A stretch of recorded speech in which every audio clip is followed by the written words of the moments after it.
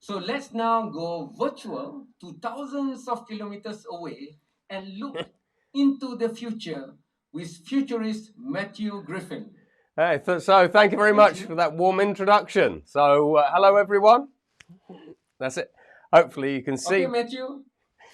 I'm Kamaro, the MC. The floor is yours. Over to you, Matthew. Excellent. Okay, so thank you very much for that welcoming introduction, and welcome everybody from about 3,000 miles away. That's it. In a much cooler climate, it has to be said.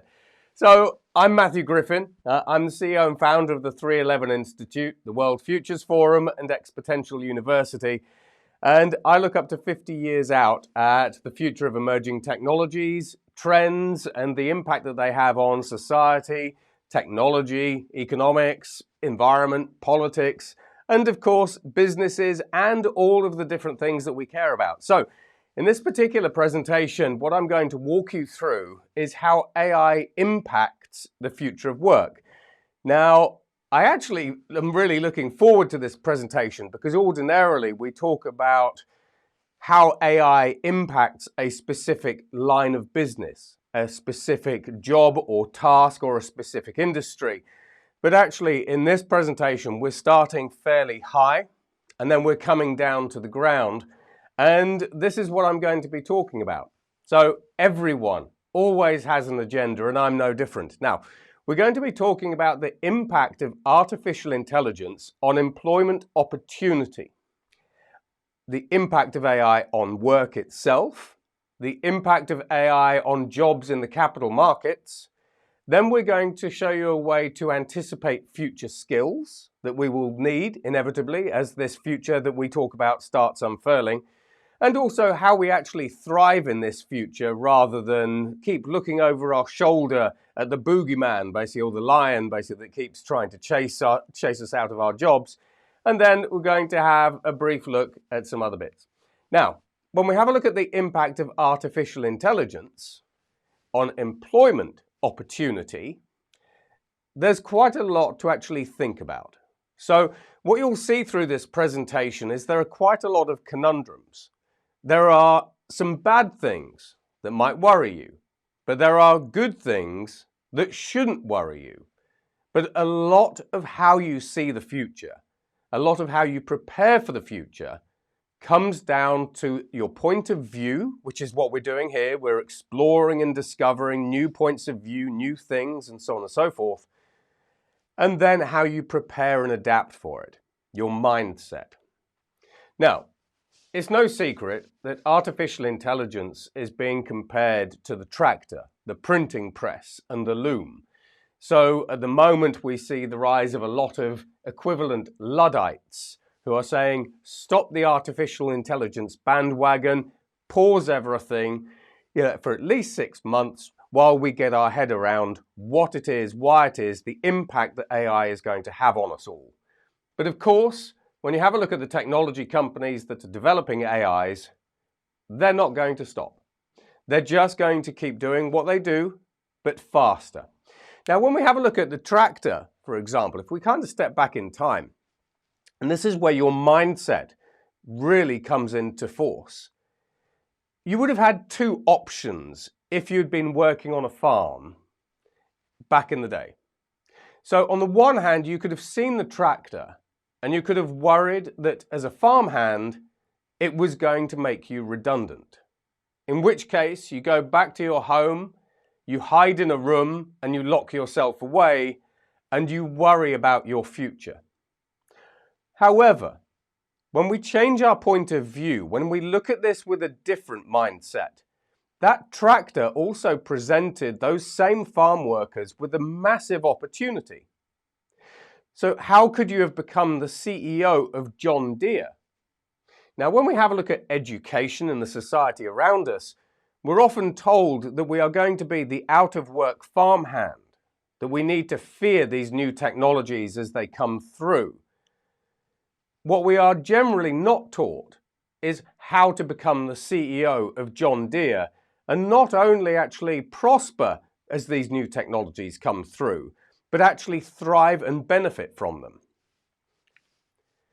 Now, as was mentioned a moment ago, when we have a look at lots of different statistics from lots of different organizations, so whether it's University of Oxford, whether it's McKinsey, whether it's even the technology companies creating the AIs themselves, like OpenAI, we are told in no uncertain terms that today we can either partially or fully automate up to 80% of jobs using AI.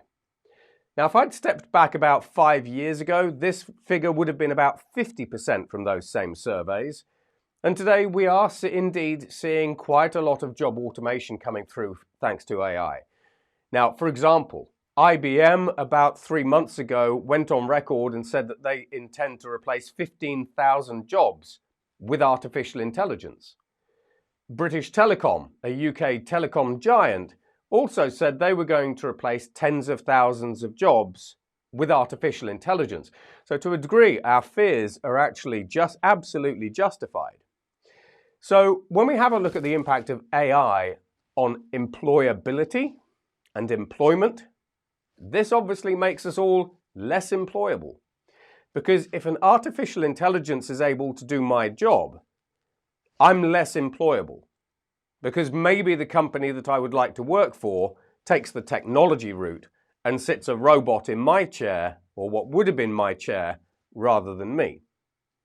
But this is just one part of the story. Now, firstly, when we have a look at job displacement from artificial intelligence, it's not equal. If you work in the healthcare sector, the rise of artificial intelligence is actually going to create over 20% more new jobs. Same with science and telcos. Now, if you work in finance, government, transportation and manufacturing, the story is a little bit different. Now, part of that is because those organizations are heavily reliant on different digital and automation technologies already. But in finance, it's estimated that we will actually see job displacement by 2030 of around 8%. So when we have a look at the future, we always have the headline, but you always have to dig deeper to really try to find out, not necessarily the truth, but the point of view that you can latch onto. Now, as AI starts automating different jobs and tasks, it does this. It depresses human wages. Now, I'll give you an example. Now, ordinarily, the picture that you see on this presentation, I'd have bought that from Shutterstock, or I would have gone to a human artist and asked them to create this image.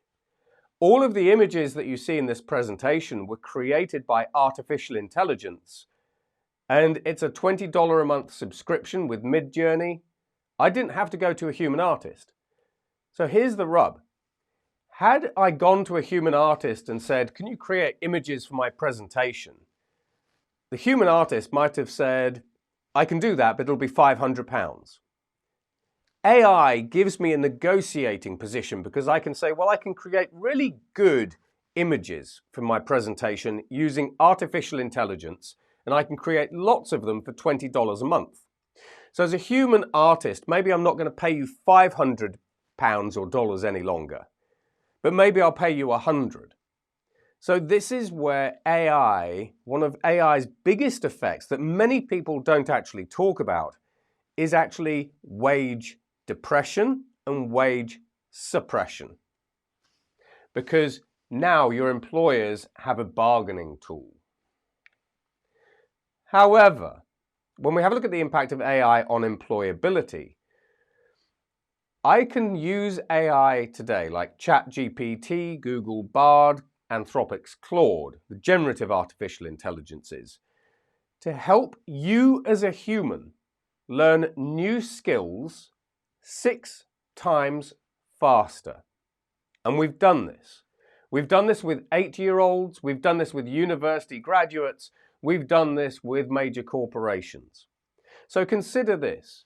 You've seen a job that you like, but you don't actually have the skills for that job. Artificial intelligence, for pretty much nothing down per month, 0 cost, can help you learn the skills that you need to become a cybersecurity expert, a data scientist, work in the capital markets, and so on and so forth. So if you scan the QR code, that'll take you to my Future of Education and Learning Codex, and you can learn in detail how you actually do that. Now, AI also has another benefit. So I'm going to give you examples of this, because I think examples are very important when we talk about the future and the capabilities and the things we do. We can increasingly use artificial intelligence to identify your hard and soft skills gaps. So say, for example, you want to understand how you can manage wealth funds. You can ask the AI, what skills would I need for this particular job? You can even put the job description into the AI and say, what skills would I need? You can then get the AIs to assess your skills. They will come back and they will actually ask you questions, competency-based questions. And then once the AI and you have identified the gaps together in your knowledge and your skill sets and your competency, the AI, and this is sort of being done by companies like Coursera, the AI will then do this: create custom training for you. So if you wanted to become a data scientist, it will say your gaps are this. And then you simply ask it to create a training plan or a course that will take you from here to here. Now, when we talk about custom training plans, companies like the Khan Academy are already using generative artificial intelligence to create personalized training plans for you. So this actually makes you more employable, because originally when you went for the job, you had a low level of skill. But by using AI to identify your skill gaps, and then by using AI to create the courses for you, you've managed to upskill yourself much faster than you ever could before for free. Bearing in mind that when we actually have a look at platforms like ChatGPT, they have a master of experts model, which means that they have over 1,000 different artificial intelligence expert models that you can draw on. So these AIs are increasingly sophisticated and increasingly good at what they do. However, and I told you that this presentation would be a little bit of a roller coaster. While we've already shown you how you become less employable with AI and more employable with AI, another impact that we see with AI in major corporations is flattening pay scales. Now, what we mean by this is increasingly we're seeing organizations around the world that are trying to use AI to teach lower levels of staff, so maybe newcomers into the business, how to be the best salespeople or customer service agents that they can be. And the way that the organizations do that is this. What they do is many organizations now are taking their top salespeople, for example, trying to really understand what makes those salespeople unique. And it could be things like their communication style, their negotiating style, their work ethic, all that kind of different stuff. Then they wrap that up, that uniqueness up into a course. And then as new people come into the organization, as apprentices, for example, come into the organization, they use AI to teach those newbies the skills they need to become a top salesman. Now, in most organizations, we're actually seeing what we call the best train the rest, actually being so successful that we can take somebody from being a newbie to being successful within an organization within a 3 to 6 month period, which then means that from an organizational perspective, do you really need to pay your top earners as much as you do when you can actually understand what makes them so special and then teach everybody else how to be as special and as good at the job as they are? So flattening pay scales is again a topic that very, very few people talk about. Now, when we have a look at the impact of artificial intelligence on work itself, that's a story in itself. It's like an onion, many different layers. So in the US, 65% of the Fortune 100 are using artificial intelligence to match people to jobs. So they will use AI to scan CVs and general content, whether it's in the company or outside of the content or company, to find people that they think match a particular job. They then use platforms, artificial intelligence platforms like HireVue, which then does the hiring process and the interview process. So with HireVue, you will sit in front of a camera like this one. You will be asked questions by the AI, and when you answer, the AI is looking at whether or not you're lying from your body language. It's trying to figure out, are you confident? It's trying to understand, do you really know your stuff? Because if I ask you, how would you do what you're going to do? And you stutter and yammer and lots of ums and ahs and you squirm and you look uncomfortable, then you're probably not the person to be hired. So increasingly, we're being matched, interviewed, and hired automatically by artificial intelligences. And then we're being placed within the organization. So quite a number of banks, especially in the United Kingdom, are interviewing students using AI, and then the AI is creating personality and behavioral and skills profiles and saying, you wanted to come into the organization as a data scientist, perhaps. However, based on your responses, we think you are better suited to account management. So there's lots and lots of different things to be aware of. Now, when we look at the organizations themselves, we're in this kind of post-digital era with organizations. Organizations have become digitized. Now we see AIs that are managing people. We see this with Uber and Amazon. Monitoring people. So for example, many of you within your own organizations will have artificial intelligence up in the clouds, literally, monitoring what you do. Who you're emailing, what you're emailing them about, the tone and the language that you actually use, the CRM systems that you use, the pipeline trackers that you actually use, and so on and so forth.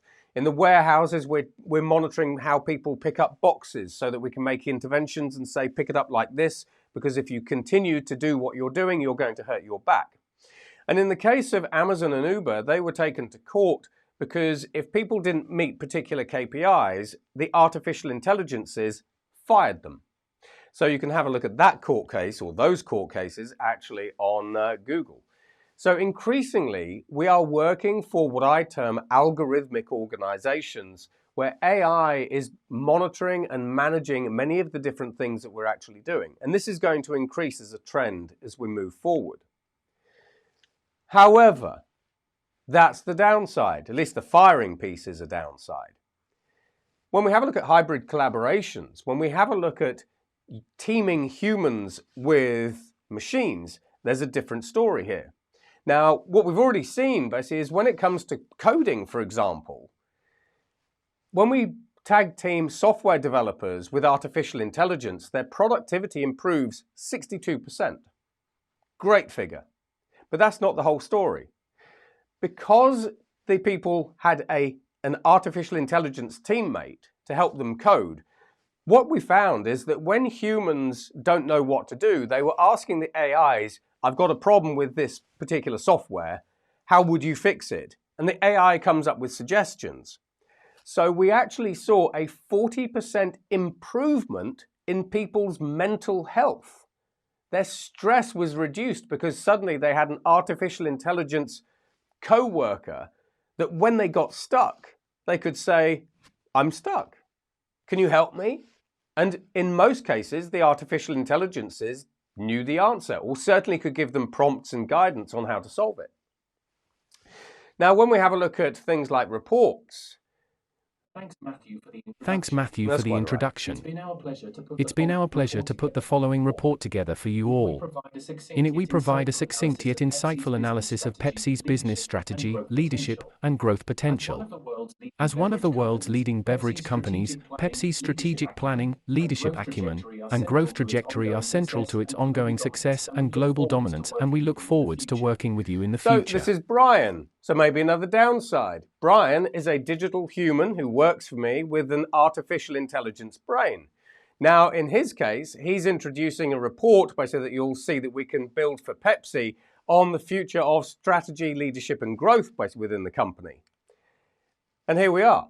So we can do this with capital market reports as well. So if I'm a newbie and I have no idea how to put together a report on the future of retail in Indonesia together, then on the one hand, I can use these AIs and simply say, if I want to create a report, maybe it's a leadership report for Pepsi or whatever it happens to be, or a capital markets report, etc., report for the boss, then I can say, as a newbie, I don't know what questions I should ask my clients or my researchers. And the AI will come up with a list of questions that you can ask whoever, whatever. Now, once the AI has actually generated a list of questions that I, as a newbie, can ask the people around me to do whatever it is that I want to do or put together, I can then take it a step further.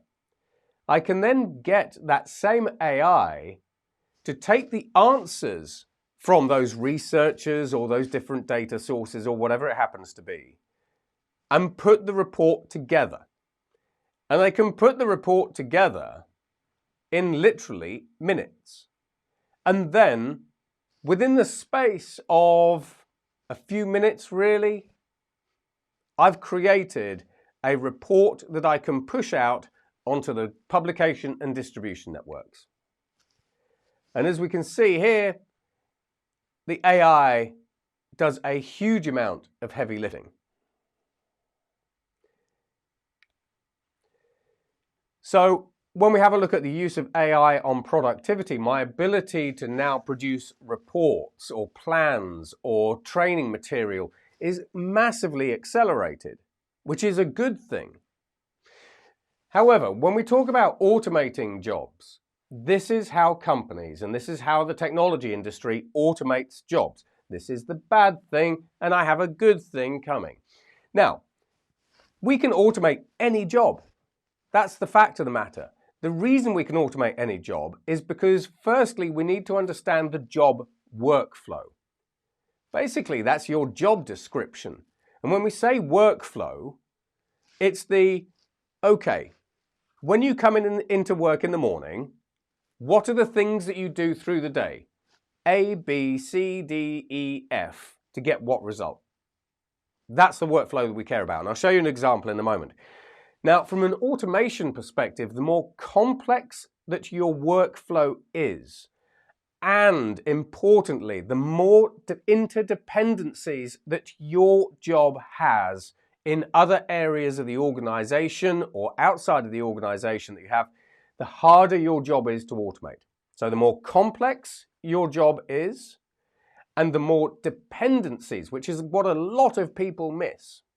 How your job and how what you do relates to other parts of the organization from a compliance, a regulatory perspective, a social perspective, a client perspective.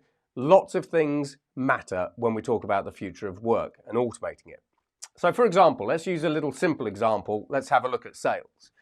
Now, if we want to automate sales, and this is already happening, then firstly, what does a salesperson really do? So firstly, they want to sell something. That's the ultimate goal. But firstly, they've got to understand the product that they're selling. They've got to identify target customers. They've got to analyze the needs of those customers to find the gaps. And then they've got to create campaigns so they can sell to those customers and explain how their product, with its USP, solves those needs and those gaps. Then they need to engage their customers, whether it's email, phone calls, in person, and so on and so forth.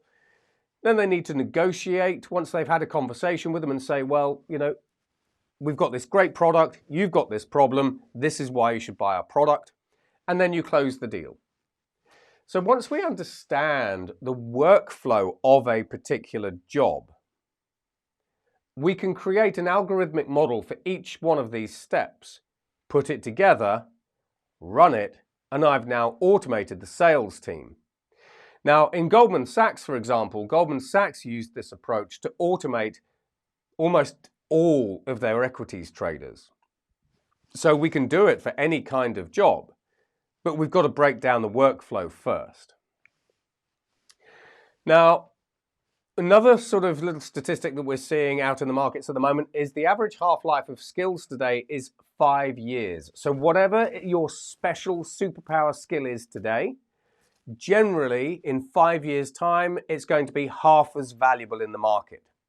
So this again comes back to that automation piece. So in the future, increasingly, you will need this in order to survive. You'll need to be able to have, you need switchable hard skills. You were in this career, this job, and this thing started being automated. So you need to switch to this job over here, which is less automatable. And we'll show you how we sort of do that in a moment. But you also need solid soft skills, absolutely vital. And solid soft skills are things like adaptability, collaboration with humans and AIs and technology, confidence, creativity, curiosity, empathy, entrepreneurship, morals, resilience, resourcefulness. So you need switchable hard skills and solid soft skills.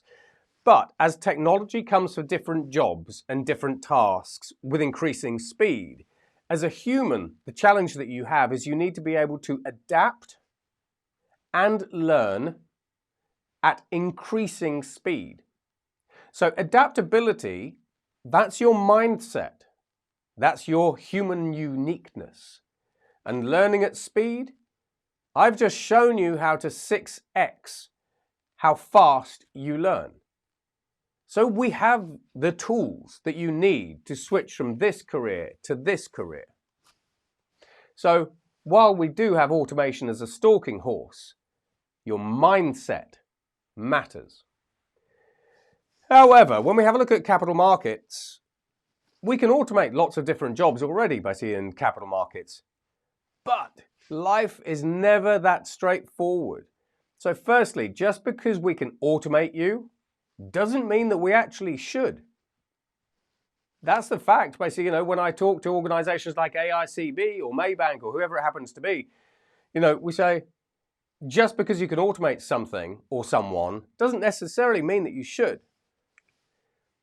So when we have a look at capital markets and wealth funds and everything from a client perspective, but also from a desk perspective, how would you actually even explain your wealth goals to an artificial intelligence? It can't understand. So while we say we can automate you, the practicalities mean that it's incredibly difficult. And that's what saves you. AI has built-in bias. When we have a look at where we would invest our money, most AIs in the investment space actually say don't invest in companies that have been started by women. So there's built-in bias. So when we have a look at wealth and when we have a look at investments, do you really want a highly biased advisor?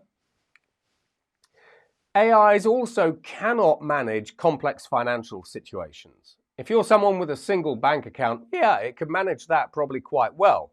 But if you're a high net worth individual, it simply cannot get its head around complex financial situations, which means that you're never really going to trust it. It is horrifically bad at reasoning and explaining what it's done, because we don't have explainable artificial intelligence yet. So if an AI says dive into this stock and you say, well, why have you said that? The reasoning is generally flawed and the explainability of its decision making is generally very, very difficult to surface. However, if I said to you, Mohammed, Why are you telling me that this is the portfolio or the ETF or the thematic fund for me? You could say, well, it's based on all of this, etc., etc., etc. AI is rubbish at this. AI is absolutely rubbish at abstract and futures thinking. I know because I keep trying to get it to replace me. Go and ask an artificial intelligence what the future of something is, where the opportunities in the future lie, for example, and it will come back with some of the most generic responses that you have ever seen. As an expert in your fields, this is your uniqueness to your organization and your clients. And it also is very bad at joining different thoughts together. It fails without data. We saw that with the quantitative traders. During the pandemic, there was no data, and so the quants failed. It's got no gut instinct. A lot of people in the investment world that I talk to, when you say, well, why did you advise this? They go, I just had a gut feeling. And it pays off. AI has no gut feeling. So your clients would be missing your gut feeling, which is generally based on experiences, your conversations with people, the way that people have behaved and acted with you in the past. It also has absolutely no fiduciary responsibility to your clients, or its clients if we've automated things. So if I'm a client and I'm investing using a robo-advisor, for example, it's got no fiduciary responsibility because the regulators are nowhere near that. Which then means it has no responsibility for failure. So I invested $500 million basically in a particular fund, and that fund lost me all my money. Do you think the artificial intelligence is going to take responsibility? No. When we talk about liability, this is where organizations will then go after the company that was running the artificial intelligence. And then they start ripping it apart and say, did it advise me incorrectly to go into that fund because it was biased or it lacked data or whatever it happens to be? These are the devils in the detail that mean it is incredibly difficult to really automate the different parts of the organizations you work for. It's got no discretion. It's got no privacy. We've seen that with ChatGPT, where Samsung put in huge amounts of data into ChatGPT. They put in their sensitive data and it spat it out to other people. So if you're using public large language models or even private large language models, unless they have been built with discretion and privacy in mind, do you want all of your data everywhere? And from a client perspective, I don't want my data out in the ether for everybody else who knows how to use a large language model to sift through and peek at. The AI fundamentally doesn't care when things go wrong. You lost your $500 million, human. Don't care. Okay? It's got no emotional support. When we have a look at clients basically in the capital market space, there are lots of high net worth and ultra high net worth individuals that I talk to that really need that emotional support, that counseling and everything else. That again is your USP. And AI cannot do that. So while we talk about the ability to automate different parts of different human jobs or different jobs within companies, as you've seen already, it is not that straightforward at all. Now, when we have a look at anticipating future jobs and future skills, there's kind of a couple of things that we can do. So the first thing that you can do is just add technology in front of the job description. So that is where, for example, we go from being an auditor to being an artificial intelligence auditor. So someone who audits AIs. That's a new job. Blockchain developer is a new job. Metaverse designer.